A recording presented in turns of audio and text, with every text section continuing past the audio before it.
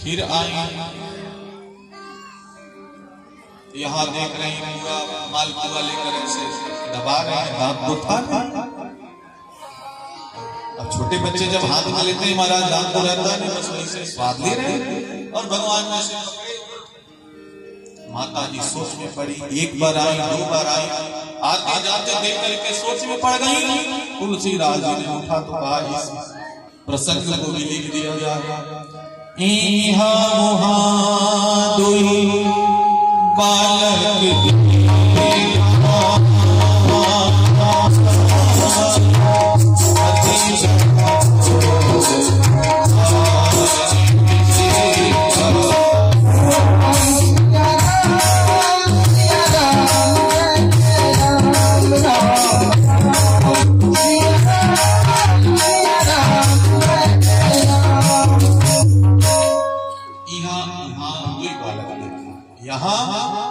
अर्थात जहां भगवान रहे थे वहां जहां पे भोग लगा रहे थे। दो बालक, राम जी तो एक ही है, तो दो बालक कैसे? अंत में कौशल्या जी ने हाथ जोड़ लिया कि प्रभु क्या यहाँ मेरे ऊपर कोई माया है या मैं कोई स्वप्न देख रही हूं, आप इसे बताने की कृपा करो। जैसे इतना महाराज भगवान ने देखा कि मां बेवल हो रही है, जिसके कारण सो अजप्रीत भगतिवश कौशल्या के गोद। भगवान सबके गोद में नहीं आते, आज गोद में आए हैं तो भगवान ने सोचा कि अगर मैं न दिखाऊं तो मां का कहीं हृदय विदीर्ण हो जाए। सो प्रभु ने क्या किया, अपना चतुर्भुज रूप दिखलाया। दिख रहा मां कहीं निजा अद्भुत रूप, रूप रूप प्रतिलागे कोटि कोटि ब्रह्मांड। नारायण प्रभु चार भुजाधारी खड़े हो गए। अब मन मन महाराज मुस्कुराने लगे।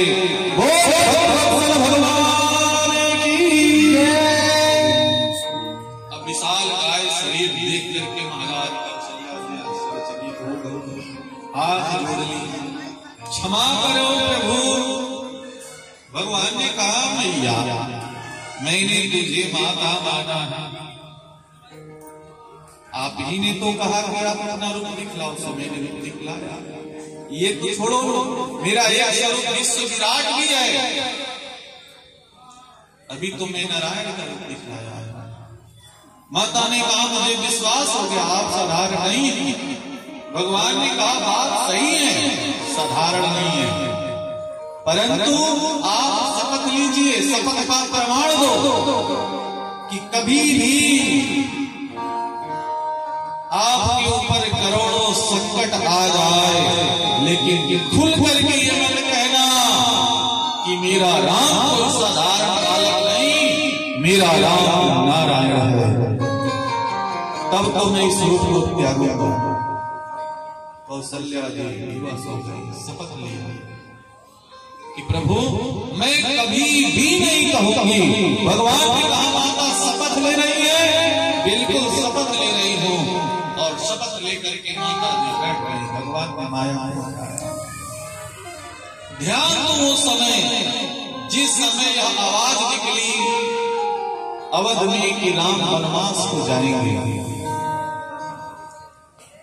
एक बार भी कौशल्या जी ने अपने मुख से नहीं निकाला कि मेरा राम साक्षात नारायण है। कहीं भी वर्णन आया है? नहीं, किसी जगह नहीं आया। ये माता और पुत्र का स्नेह होता है। संकट आने पर भी नहीं खोला। जब भगवान पूरे 14 वर्ष तक वन की यात्रा करके जब अवधपुरी में पधारे हैं और गुप्तार घाट से जब बुद्ध में, तब दुनिया वालों ने देखा कि नारायण है। और भगवान राम ने कभी भी अपने को नहीं बताया कि मैं साक्षात नारायण हूं, नहीं तो वन की यात्रा नहीं करने को पड़ता। जिससे भी कह देते, केवट से भी कह देते, भरद्वाज जी से भी कह देते, वशिष्ठ से भी कह देते, विश्वामित्र राजा जनक किसी से भी भगवान ने नहीं कहा और पूरी यात्रा प्रारंभ करी और अंत यात्रा में स्वयं भगवान वैकुंठ को बता रहे थे। शिक्षा लेना चाहिए राम कथा से कि जीवन में संकट आए तो अपनी बात स्वयं अपने अंदर ही रखा करो। दुनिया आपको उपहास बना देगी लेकिन मार्ग कोई प्रशस्त आपको नहीं करेगा। यहाँ पर माता को प्रभु ने रूप दिखलाया और माता से आग्रह किया मैया कुछ कहना मत, कभी भी मत कहना। और उसकी बात से आनंद रहित कलरस होगी बिनु बानी बक्ताबड़ जोगी। अंगद जी रावण के सभा में जब पधारे थे महाराज और अनेक से अनेक बातें कही, वहां पर स्वयं राम जी ही बोल रहे थे। जीव कभी भी अपने आप को बिगाड़ता नहीं। ईश्वर जिस प्रकार से चाहता है वो उसी प्रकार से, क्योंकि भगवान जैसे यहाँ से चतुर्भुज रूप त्यागा तो भगवान के पास जब माता कौशल्या जी गोद में उठाने को गई तो प्रभु मुस्कुराने लगे। अब मुख में दांत तो था ही नहीं।